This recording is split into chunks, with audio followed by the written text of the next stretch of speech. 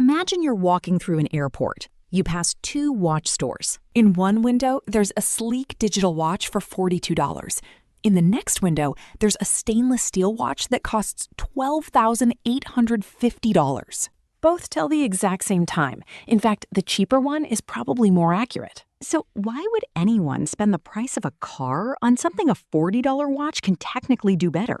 Is it the gold, the diamonds, the engineering? Or is there something else happening that you can't see? Because here's the strange part. If you melted both watches down into raw materials, the expensive one still wouldn't be worth anything close to its retail price. So where does the money actually go? Why do some watches sell for $500, others for $5,000, and a handful for more than $500,000? You're about to discover that you're not buying a machine that tells time. You're buying access to an economic system built on scarcity, psychology, craftsmanship, and status. Everything changes once you see the machine underneath. Luxury watches are not expensive because they're difficult to manufacture. They're expensive because brands manufacture desire more efficiently than they manufacture watches. When most people hear luxury watch, they picture one thing: a shiny Swiss watch behind thick glass. But economically, luxury watches aren't one market. They're 5 completely different businesses. Let's break them down. Category 1, fashion watches. Companies license famous names, outsource production, and focus heavily on design and marketing. The movement inside may cost only a fraction of the retail price. You're buying style, not horology. Category 2, entry luxury.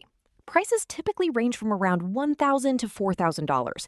Improved materials, reliable automatic movements, better finishing, and brand reputation. Think of this as the gateway. Category 3, true luxury. Heritage matters, generations of craftsmanship, exceptional finishing, strict quality control, decades, sometimes centuries of brand storytelling. This is where waiting lists begin. Category 4, haute horlogerie. Wearable engineering projects, minute repeaters, perpetual calendars, tourbillons, hundreds of tiny parts assembled almost entirely by hand, production measured in hundreds or even dozens per year. Art becomes the product. Category 5, independent watchmakers, tiny independent workshops, fewer than 200 watches produced annually. Rarity, innovation, collectors willing to pay extraordinary premiums. Different categories, different customers, different economics, but they all share one invisible engine: scarcity. Let's imagine you're buying a luxury watch for $10,000. What exactly are you paying for? Certainly not $10,000 worth of steel. The metal might represent only a small fraction of the final price. So where does the rest go? Think of buying a luxury watch like ordering a premium cup of coffee. The beans might cost less than $1, yet you happily pay $6 because you're paying for everything surrounding the beans. The cafe, the location, the atmosphere, the barista, the brand, the experience. Luxury watches work exactly the same way. Let's call this the coffee cup principle. The physical object is only one ingredient. First, you're paying for engineering. A modern mechanical movement may contain well over 150 precision components, each working together with microscopic tolerances. Second, you're paying for finishing. Edges polished by hand, decorated bridges, precision engraving, testing, inspection. Tiny improvements that most people will never notice consciously, but collectively create a feeling of quality. Third, you're paying for history. Some brands have spent more than a century building trust. Every advertisement, every sponsorship, every celebrity ambassador, every museum exhibit, every boutique, every racing partnership, every Olympic timer, every tennis tournament, every Formula One sponsorship. Those costs become part of every watch sold. Then comes distribution. Luxury boutiques, authorized dealers, customer service, global logistics, 5-year warranties, training certified technicians, maintaining service centers for decades. Even after you leave the store, the brand is still spending money on your watch. And finally, you're paying for exclusivity, the feeling that not everyone can own what you own. That's not an accident. It's the product. Everything. Now let's follow the money. Suppose a luxury watch sells for $10,000. Many people imagine that manufacturing alone must cost nearly that much. It doesn't. Industry estimates often place the physical manufacturing cost at a small fraction of the retail price, with the remainder covering research, design, marketing, distribution, retail margins, after-sales service, and brand investment. That surprises people because luxury isn't sold by production cost. Luxury is sold by perceived value. Now, imagine you're a company trying to compete with established Swiss brands. Your first challenge isn't building a good watch, it's convincing someone to trust it.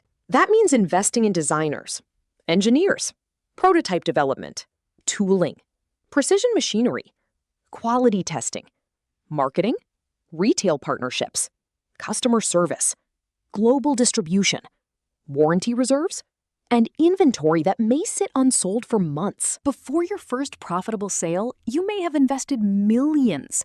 That is the true entry barrier. Not making a watch, making a brand people aspire to wear. And that's where the economics become fascinating, because the watch itself isn't the most valuable thing being manufactured. The brand is. So where does the money actually go? Let's take that same $10,000 luxury watch and follow it backward. Not through time, through business. It starts with raw materials. High-grade stainless steel, titanium, gold, ceramic, sapphire crystal, tiny synthetic rubies used as bearings inside the movement. Surprisingly, these materials represent only a small portion of the final retail price. Next comes manufacturing. Individual components are machined with astonishing precision. Some are stamped by automated equipment, others are polished, beveled, brushed, or engraved by hand. Then comes assembly. A trained watchmaker may spend hours, or for highly complicated models, days, assembling and regulating a single movement.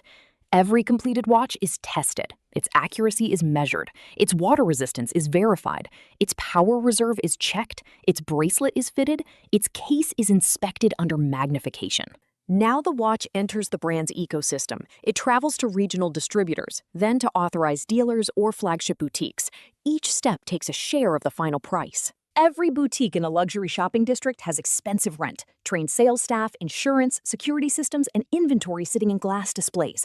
That inventory is money, locked away, waiting. Think back to our coffee cup principle. The beans were never the expensive part. The cafe was. Luxury watches work exactly the same way.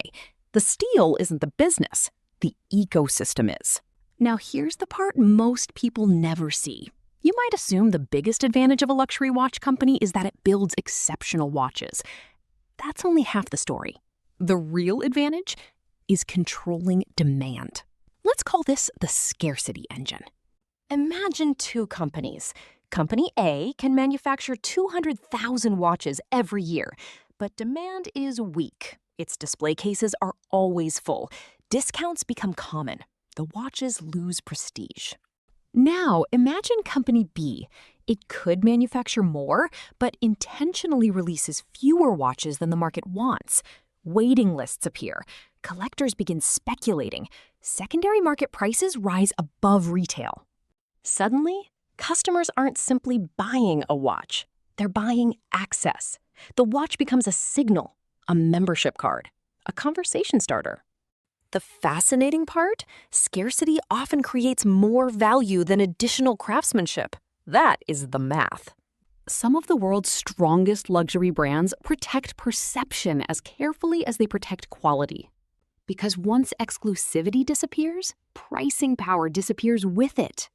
Luxury looks effortless. Running a luxury watch company isn't. Brands constantly face expensive problems that customers rarely notice. Counterfeit products flood global markets. Economic recessions reduce luxury spending almost overnight. Currency fluctuations affect international pricing. Changing fashion trends influence demand. A watch that spends 2 years sitting unsold in a display case ties up enormous amounts of capital. Then there's after-sales service. Mechanical watches require maintenance. Replacement parts must remain available for years, sometimes decades. Technicians need continuous training. Specialized equipment must be updated. Warranty repairs cost money. Customer expectations never stop. And perhaps the greatest risk of all, losing prestige. Luxury brands spend decades building reputation. One poor strategic decision can damage it in months. Everything. So, what separates the brands that thrive from the brands that slowly fade away? It isn't simply craftsmanship. It isn't precious metals. It isn't even mechanical innovation. It's one variable: brand perception. If customers believe your watch represents achievement, demand stays strong. If customers believe it's merely expensive, demand weakens. That's why heritage matters. That's why storytelling matters.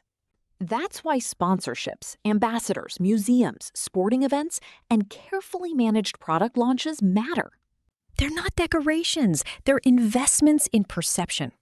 Because perception determines pricing, and pricing determines profitability. Let's put everything together. Imagine two nearly identical mechanical watches. Both use stainless steel cases, both have sapphire crystals, both use reliable automatic movements, both keep excellent time. Watch A belongs to a little-known manufacturer. Its production cost is $900. It sells for $1,500. Customers compare it mainly on specifications. Now look at watch B. Its production cost might be somewhat higher due to additional finishing, stricter quality control, and stronger after-sales support, but nowhere near its retail price. It sells for $10,000. Why? Because over decades, the company invested billions in craftsmanship, design, service networks, storytelling, sponsorships, boutiques, collector communities, and carefully managed scarcity. Customers aren't comparing steel to steel, they're comparing identity to identity. Think back to that airport. Two watches. One costs $42, the other costs $12,850.